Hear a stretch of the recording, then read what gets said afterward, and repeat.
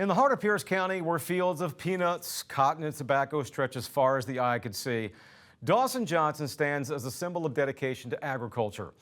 As a Georgia Farm Bureau ambassador and a student at ABAC, Dawson's commitment to farming runs deep, rooted in a lifelong connection to the land and a desire to carry forward the traditions of his family.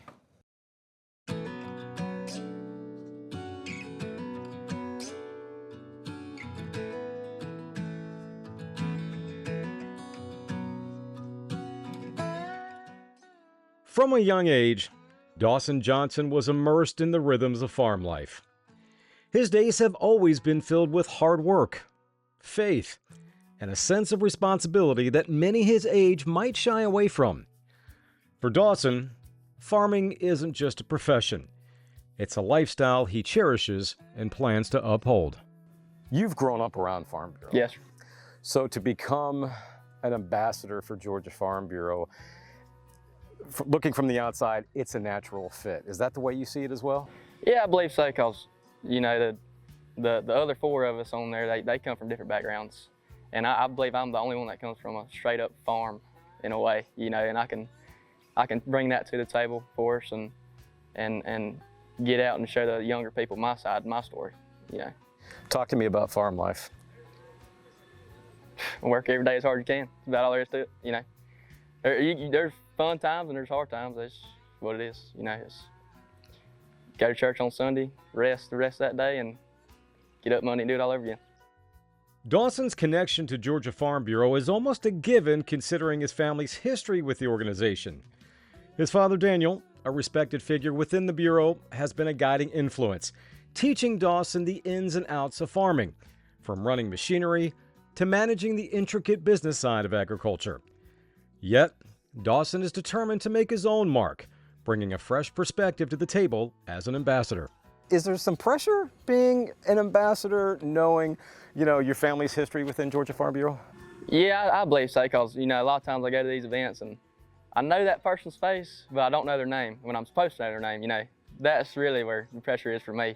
But, you know, it's also like getting on a stage and talking, and my daddy, he can do it.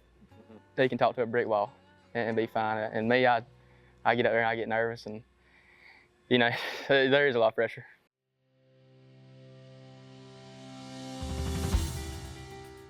We're trying to make a living, but also feed other people.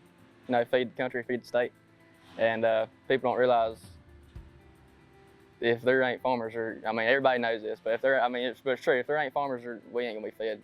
You know, we ain't gonna have cotton, wear clothes, and peanuts for peanut butter. You know, right. And it could happen one day that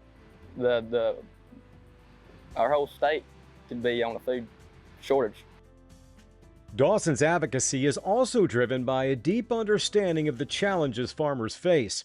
His own experience with the devastation of Tropical Storm and Hurricane Debbie that wiped out a portion of his family's tobacco crop has only strengthened his resolve. He remains committed to farming, driven by a love for the land and the satisfaction he finds in a job well done. When you look at stuff like that, Dawson, what makes you keep coming back? I mean, is it family pressure, or is it just the lifestyle because you're young, you're impressionable, you see what storms can do? What keeps you coming back and want to do this as a profession? Well, all I ever known, I reckon. I like coming out here and doing it every day. So, you know, I go to school and I can't wait for that Friday that comes around to get out of class and come back on weekends and work. I can't wait for it, you know. I reckon I just love it that much.